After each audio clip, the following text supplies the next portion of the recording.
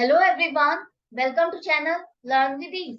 आज का टॉपिक है हमारा अकाउंटिंग फॉर पार्टनरशिप फर्म का, जिसमें हम सॉल्व करेंगे क्वेश्चन नंबर 57 को। और ये है आपका चैप्टर नंबर 2 डीके गोयल की बुक से, क्लास 12 अकाउंट्स के लिए। तो क्वेश्चन में है तीन पार्टनर ए, बी और सी, जिनकी प्रॉफिट शेयरिंग रेशियो है 1:2:3। अब ए जो है उसकी ड्रॉइंग से हर महीने 5,000 रुपए, बी की विड्रॉइंग है पूरे साल की 60,000 रुपए और सी विड्रॉ करता है हर क्वार्टर 15,000।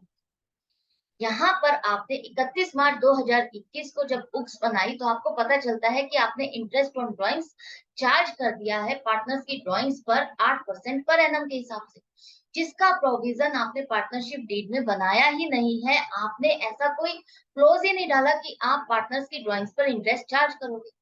अब ये जो मिस्टेक हो गई है, अननेसेसरली आपने पार्टनर्स के अकाउंट को डेबिट कर दिया है इंटरेस्ट के लिए। इसको आपको करेक्ट करना होगा फाइनल अकाउंट्स को डिस्टर्ब करे बिना। आपको देखना है किसके अकाउंट में कितना नेट इफेक्ट पड़ा है इस मिस्टेक की वजह से, वही आपको करेक्ट करना है। किस तरह से देखो, सबसे पहले कैलकुलेशन देखो। इंटरेस्ट ऑन ड्रॉइंग्स का खर्चा आपने कितना कितना किसके अकाउंट में बुक कर दिया।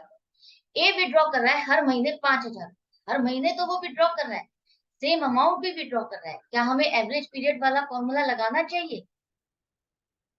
नहीं, यहाँ पर सेम एवरेज पीरियड वाला फॉर्मूला नहीं लगेगा, क्योंकि अमाउंट तो सेम विड्रॉ हो रही है, लेकिन ये महीने के शुरू में भी विड्रॉ कर सकता है, मिडल में भी कर सकता है, एंड में भी कर सकता है।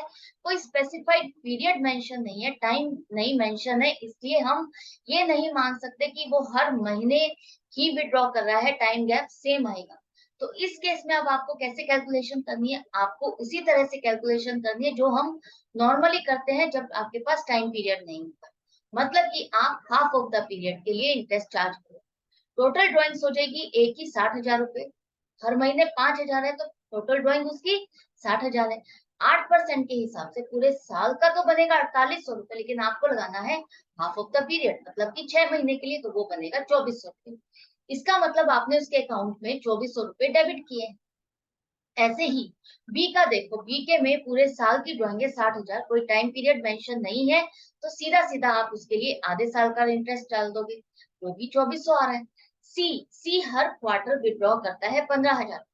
अमाउंट सेम है, लेकिन यहाँ पर भी स्पेसिफिक टाइम मेंशन नहीं है कि वो क्वार्टर में कब विड्रॉ करता है, तो ये टाइम गैप सेम हो भी सकता है, नहीं भी हो सकता है। हमें स्पेसिफाइड नहीं है, डिक्लेयर नहीं किया गया है यहाँ पर, तो हम इसके लिए एवरेज पीरियड कैलकुलेट नहीं करेंगे, हम हाफ ऑफ द पीरियड के लिए इस पर इंटरेस्ट चार्ज कर देंगे।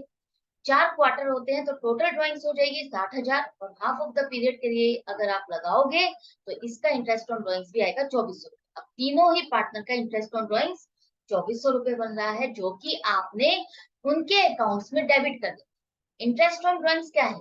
पार्टनर्स के लिए एक तरह से खर्चा है, नुकसान है, जो आप उनकी कैपिटल में से लेस करते हैं। लेकिन ये इंटरेस्ट ऑन ड्राइंग्स फर्म के लिए क्या होती है? इनकम होती है। अब ये जो गलती है, गलती से आपने उनके अकाउंट्स में डेबिट कर दिया है, तो अब आपको इसको करेक्शन करनी है, तो आप क्या करोगे? आप इसको क्रेडिट कर दोगे, तो ये करेक्शन हो जाएगी, रिवर्स हो जाएगी एंट्री। तो हम इसको जो रॉन्गली आपने डेबिट कर दिए थे अकाउंट, उसके लिए आप उतनी उतनी अमाउंट डाल दोगे, क्रेडिट कर दोगे। अब ये टोटल खर्चा आपने जो डाल दिया था पार्टनर्स के अकाउंट में, और इनकम बुक कर दी थी 7200 रुपए की, ये इनकम एक्चुअल में है नहीं, और यही इनकम आपने पार्टनर्स में डिस्ट्रीब्यूट कर दी थी 1:2:3 की रेशो में। अब ये इनकम है नहीं, तो अब आप इसको रिवर्स करोगे।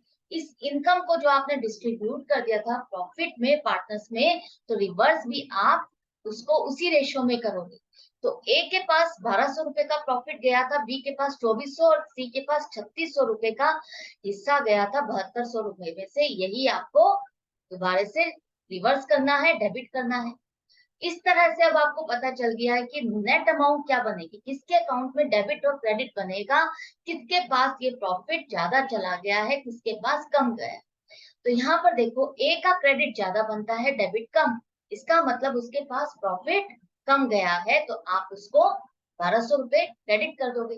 बी पर इस मिस्टेक का कोई इफेक्ट नहीं पड़ रहा है, तो आप इसको टच नहीं करोगे, इसमें आप कोई रेक्टिफिकेशन नहीं करोगे। सी के अकाउंट को देखो, तो यहाँ पर डेबिट ज्यादा बन रहा है, क्रेडिट कम, इसका मतलब है ये प्रॉफिट उसके पास ज्यादा चला गया है 1200 रुपए का, जो कि ए को मिलना था। तो ये आपस में इन्हीं पार्टनर्स में आप एडजस्टमेंट कर दोगे, रेक्टिफाइंग एंट्री बनाओगे, जहां पर आप सी को डेबिट करोगे और ए के कैपिटल अकाउंट को आप क्रेडिट करोगे।